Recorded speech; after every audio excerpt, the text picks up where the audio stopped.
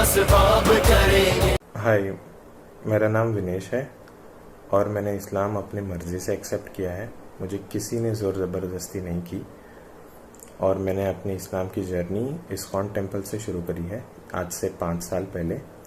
और करते करते बाकी सारी रिलीजन को स्टडी करते करते इस्लाम हक पे है बोल के ये बात पता चला। फिर एक दोस्त के थ्रू गौतम सर का कांटेक्ट मिला, उनसे जाके मुलाकात भी किया मैंने।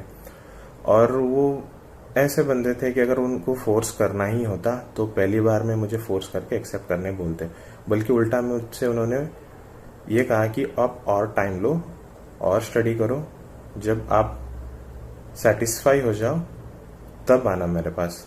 और पहली बारी में उन्होंने मुझे खाली हाथ लौटा दिया कुछ किताबें देख के कि आप स्टडी करके आए। तो अभी जो न्यूज़ सुनने मिला है उनके बारे में, वो काफ़ी सारी झूठें उसमें बांधी गई हैं। तो आई थिंक कि ये बहुत गलत हो रहा है उनके साथ कि बेबुनियाद इल्ज़ाम लगाया जा रहा है और झूठी इल्ज़ाम लगाया जा रही हैं। आई होप ये कहीं ना कहीं उनको मदद हो और जल्द से जल्द उनको बाइज़्ज़त बरी किया जाए।